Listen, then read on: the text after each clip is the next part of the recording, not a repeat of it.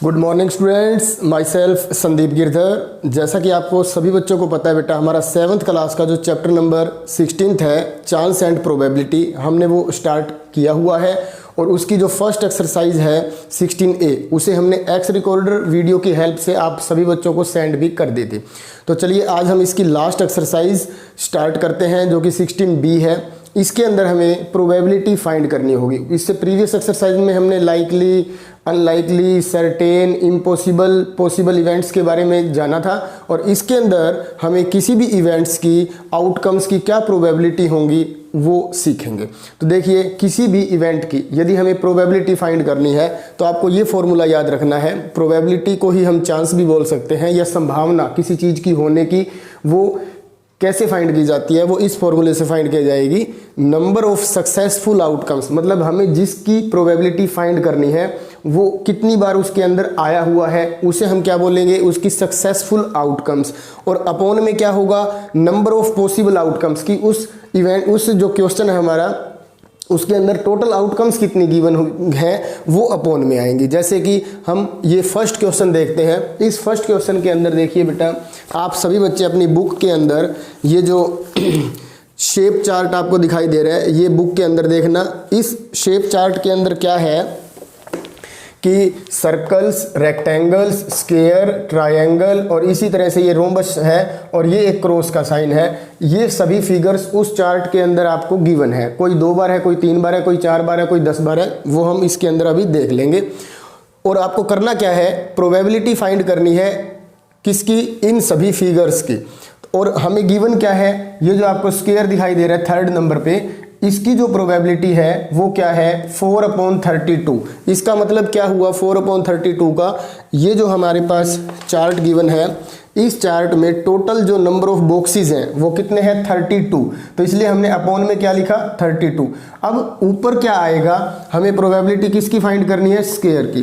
तो इस फिगर के अंदर आपने देखना है कि नंबर ऑफ स्क्वायर्स कितने हैं। तो देखिए ऊपर वाली जो रो है, फर्स्ट वाली जो, उस फर्स्ट वाले के अंदर हमारे पास 1 है, एक बार है, सेकंड में भी लास्ट में है, थर्ड के अंदर भी बीच में है एक स्क्वायर और फोर्थ लाइन में भी एक है।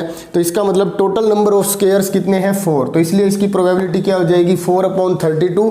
और 4/32 को हम कट करेंगे जब, तो 1 से करेंगे तो 4 1 जा 4, 4 8 जा 32। तो ये आंसर आ जाएगा 1/8। तो देखो थर्ड वाले प्लेस पे हमने ये भी लिख दिया 4/32 या फिर 1/8। इसी तरह से अब सेकंड पार्ट है रेक्टेंगल। तो आपको क्या करना होगा, अपनी बुक के अंदर रेक्टेंगल्स को यहाँ पे आपने काउंट करना है कि टोटल नंबर ऑफ रेक्टेंगल्स कितनी है इस आउट ऑफ 32 फिगर्स में से। तो देखिए एक इस तरह से भी है, तो आप इसको भी रेक्टेंगल ही मान के चलोगे। तो देखो फर्स्ट वाली लाइन में हमारे पास 2 हैं, एक सेकंड नंबर पर, एक सेकंड लास्ट पे है, तो 2 तो ऊपर वाली लाइन में हो जाएंगी। इसी तरह सेकंड लाइन में 1 है, फिर थर्ड लाइन में 1 2 3 4 है और जो लास्ट वाली लाइन है उसके अंदर 1 है। तो इन सब को आप ऐड कर लीजिए, कितना हो जाएगा, 8। तो हमारा जो रेक्टेंगल है, रेक्टेंगल का क्या बनेगी प्रोबेबिलिटी, 8/32। इसको कैंसिल कर देंगे तो क्या आ जाएगा, 1/4। इसी तरह सर्कल, सर्कल देख लेते हैं कितने हैं, 1 2 3 4 5 6 7 8 9 10 11 12 13 14 15।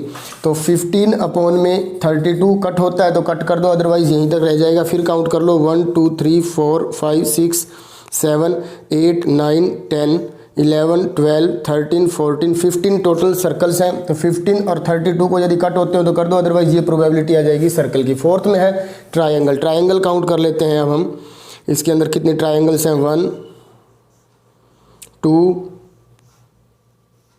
3 ट्रायंगल्स हैं। तो 3/32 कट होता हो तो कट करो, अदरवाइज ऐसे ही छोड़ दो। इसके बाद है ये रोम्बस शेप में है, आप यहाँ पे इसको ढूंढोगे,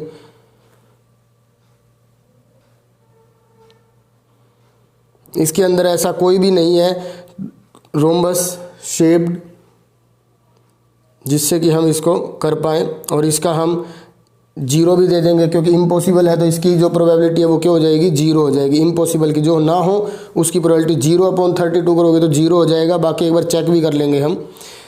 और जो क्रॉस वाला है, क्रॉस वाले में देखिए इसकी जो प्रोबेबिलिटी है 1 ही क्रॉस है पूरे फिगर के अंदर, तो 1/32। तो इस तरह से ये आपका जो फर्स्ट क्वेश्चन है उसकी टेबल कंप्लीट हो चुकी है। बाकी एक बार आंसर ज़रूर हम मैच कर लेंगे 16B में।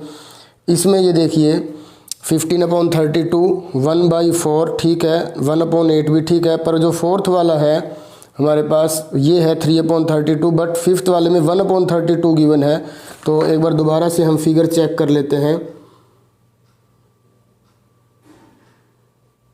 हाँ ये है बेटा, ऊपर हमने ध्यान नहीं दिया, जो हमारी फर्स्ट रो है ऊपर वाली रो, इसके अंदर आपको इस तरह से एक सिंबल बना हुआ दिखाई दे रहा है, तो इसकी प्रोबेबिलिटी भी क्या हो जाएगी 1/32। तो इस तरह ये आपका जो फर्स्ट क्वेश्चन है वो कंप्लीट हो चुका है। अब देखिए इसके बाद नेक्स्ट क्वेश्चन। अब देखिए इसके बाद सेकंड क्वेश्चन है। सेकंड क्वेश्चन के अंदर हमें क्या स्टेटमेंट गिवन है, a box contains 4 packs of chocolates. देखो 2 तो KitKat, 1 Perk and 1 Dairy Milk chocolate हैं, टोटल 4 पैक्स हैं चॉकलेट्स के।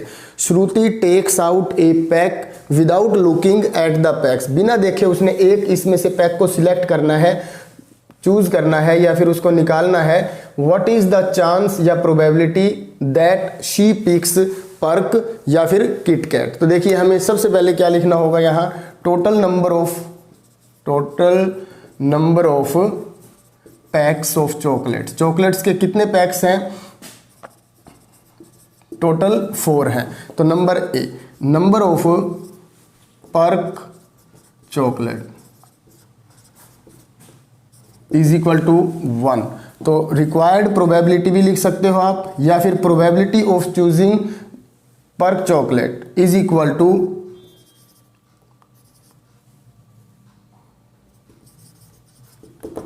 टू तो देखो नंबर ऑफ सक्सेसफुल आउटकम्स कितने हैं 1, और अपॉन में टोटल नंबर ऑफ आउटकम्स कितने हैं 4। तो मतलब 1/4 प्रोबेबिलिटी आ जाएगी किसकी, पर्क चॉकलेट को सिलेक्ट करने की। इसके बाद है B part, number of KitKat chocolates को शॉर्ट फॉर्म में लिख लेते हैं, ज़रा टाइम बच जाएगा हमारा। तो चॉकलेट्स कितनी है किटकैट की 2। तो रिक्वायर्ड प्रोबेबिलिटी लिख सकते हो, या फिर probability of choosing KitKat chocolate is equal to 2/4। तो इसको कट कर देंगे तो क्या आ जाएगा 1/2। तो ये दोनों हमारी प्रोबेबिलिटी आ चुकी हैं पर्क एंड किटकैट चॉकलेट्स की। अब देखिए इसके बाद नेक्स्ट क्वेश्चन। अब देखिए इसके बाद है question number 3। A jar has 1 blue and 9 green marbles in it. देखिए हमारे पास ये एक जार है, इसके अंदर 10 मार्बल्स गिवन है हमें टोटल, जिसमें से 1 मार्बल तो ऐसा है जो क्या है ब्लू है, और बाकी के जितने मार्बल्स भी है वो क्या है ग्रीन है। और हमें क्या करना है इस क्वेश्चन में, what is the probability of drawing a green marble and A blue marble. तो हमें ग्रीन मार्बल को सिलेक्ट करने की क्या प्रोबेबिलिटी है वो बताना है, और दूसरा ब्लू मार्बल की क्या प्रोबेबिलिटी है उसे बाहर निकालने की वो भी हमें बतानी है। तो सबसे पहले हम क्या करेंगे, यहाँ लिख लेंगे total number of marbles in jar. Jar में टोटल नंबर ऑफ मार्बल्स कितने हैं, 1 ब्लू है 9 ग्रीन है, तो टोटल कितने हो जाएंगे 10। तो नंबर ए, तो number of green marbles in jar. Jar में ग्रीन मार्बल कितने हैं 9। तो probability of drawing a green marble is equal to, देखो ग्रीन मार्बल जितने हैं वो ऊपर और टोटल नंबर ऑफ मार्बल्स नीचे, तो 9/10 आ जाएगी इसकी प्रोबेबिलिटी। इसके बाद है सेकंड पार्ट ब्लू मार्बल की, तो यहाँ भी हम यही लिखेंगे number of blue marbles. Marble कितने हैं 1। तो रिक्वायर्ड प्रोबेबिलिटी भी लिख सकते हो, या फिर प्रोबेबिलिटी, क्योंकि स्टेटमेंट में तो गिवन ही है, probability of drawing blue marble. Blue marble को निकालने की जो प्रोबेबिलिटी है, संभावना है, वो क्या हो जाएगी 1/10। ये आपका क्वेश्चन कंप्लीट हो चुका। बाई चांस कई बार एग्जामिनर ऐसे भी पूछ लेता है कि बताइए सी पार्ट में कि रेड मार्बल को निकालने की क्या प्रोबेबिलिटी है, तो उसके अंदर उस केस के अंदर हम क्या कहेंगे कि ये इम्पॉसिबल इवेंट है, क्योंकि इस जार के अंदर कोई भी रेड मार्बल है ही नहीं, तो निकलेगा कैसे। तो इसलिए उसकी जो है प्रोबेबिलिटी वो क्या हो जाएगी 0 हो जाएगी। बाकी अब ये क्वेश्चन कंप्लीट हो चुका है। अब देखिए नेक्स्ट क्वेश्चन। अब देखिए इसके बाद है क्वेश्चन नंबर 4th क्वेश्चन में हमें एक क्यूब गिवन है। सभी बच्चे इस क्यूब को जानते भी हैं, देखा भी होगा आपने। जैसे हमारे पास ये है, ये इसकी जो शेप है वो भी कैसी है, क्यूब शेप में ही है। बट जैसे हम लूडो वगैरह खेलते हैं तो आपने देखा होगा उसके अंदर डाइस होती है, उसके ऊपर नंबर होते हैं, डॉट्स होती हैं 1 से लेके 6 तक, तो वो हमारा क्यूब है। इसी शेप में होता है, बस उसका साइज छोटा होता है। तो इसके 6 फेसेस हैं और 6 फेसेस पे अलग अलग नंबरिंग होगी उसके ऊपर 1 से लेकर 6 तक। तो यहाँ पे ये शो कर रहा है 3 4 1। बाकी जो इसकी बैक साइड में है वो भी है। तो इसमें एक नई बात भी मैं आपको बता देता हूँ, वैसे सभी बच्चों को पता भी होगा कि जो भी हमारा ये क्यूब होगा उसमें जितने भी नंबर ऑफ डॉट्स होंगे हम ये देख के बता सकते हैं कि 3 के पीछे क्या है, 4 के बिना देखे भी बता सकते हैं 4 के पीछे क्या है। तो उसके लिए आपको क्या याद रखना होगा कि जो भी अपोजिट फेसेस होते हैं क्यूब के, उन दोनों के डॉट्स का सम ऑलवेज 7 होता है। जैसे अब ये 3 है तो 3 के बैक साइड में, अभी यहाँ आपको ये लग रहा होगा, बट जब हम इसको एक्चुअल में देखेंगे तो 3 के बैक में होगा बिल्कुल कौन, 4 होगा, जिसे हम क्या करेंगे, ऐड करेंगे तो 7 आएगा। 1 के पीछे 6 होगा, 2 के पीछे 5 होगा। इस तरह से आपको ये भी ध्यान रखना है। पर ये वैसे ही फिगर है, इसको आप ये मत सोचना कि ये 3 4 दिखाई दे रहे हैं तो बैक में है तो दिखाई कैसे नहीं दे रहे। ये सिर्फ आपको सिंबॉलिकली है कि रिप्रेजेंट किया जा रहा है कि ये क्यूब है। उसके टोटल कितने फेस है, 6 है। सबके ऊपर नंबरिंग है 1 से लेकर 6 तक। तो द क्यूब इज रोल्ड, उस क्यूब को रोल किया गया है। तो what is the chance that it will land with A 4 up. तो बताइए 4 आने की क्या प्रोबेबिलिटी है। तो सबसे पहले तो हम क्या लिखेंगे, टोटल पॉसिबल आउटकम्स, कि जो आउटकम्स है टोटल होंगी कितने हो सकते हैं, 6 हो सकते हैं, क्योंकि 1 भी आ सकता है, 2 भी, 3 भी, 4 भी, 5 भी, 6 भी। तो इसलिए टोटल आउटकम्स कितने हो जाएंगे, 6। तो नंबर 1, तो देखो प्रोबेबिलिटी, या फिर ऐसे लिखो, सबसे पहले हमें 4 की निकालनी है। तो 4 is coming only 1 time up. तो रिक्वायर्ड प्रोबेबिलिटी क्या हो जाएगी, प्रोबेबिलिटी ऑफ 4 अप, तो 1/6, क्योंकि 4 एक ही बार आ सकता है तो 1/6 हो जाएगी। इसी तरह से बी पार्ट में हम क्या लिखेंगे, 2 is coming only 1 time up। तो रिक्वायर्ड प्रोबेबिलिटी या फिर प्रोबेबिलिटी ऑफ 2 अप की क्या हो जाएगी, 1/6। इसी तरह जिसकी भी प्रोबेबिलिटी पूछी जाए वो क्या आ जाएगी, 1/6 आ जाएगी, यदि इंडिविजुअली उसका नेम लिखा हुआ है। जैसे 1 की भी क्या होगी, 1/6, 2 की भी 1/6। तो इस तरह से ये आपका क्वेश्चन 4th भी कंप्लीट हो चुका है। अब देखिए नेक्स्ट क्वेश्चन। अब देखिए इसके बाद क्वेश्चन नंबर 5th है, 5 girls put their names in a box, they are Anjali, Hazel, Aayushri, Ishita and Rashi. देखो ये 5 गर्ल्स हैं, इनके नेम जो हैं एक बॉक्स के अंदर डले हुए हैं और उसमें से राशि ने ड्रॉज किया एक नेम फ्रॉम द बॉक्स, उसमें से एक नाम राशि ने निकाला है। तो आपको ये बताना है व्हाट इज द चांस या what is the probability that she draws her own name, कि उसी का खुद का ही नेम निकल जाए, उसकी क्या प्रोबेबिलिटी है।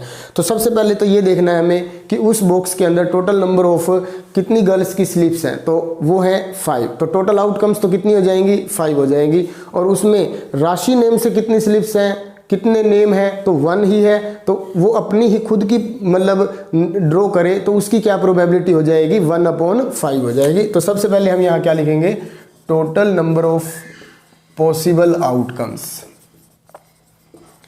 वो होंगे 5, क्योंकि 5 गर्ल्स है तो 5 ही आउटकम्स हो सकते हैं। तो प्रोबेबिलिटी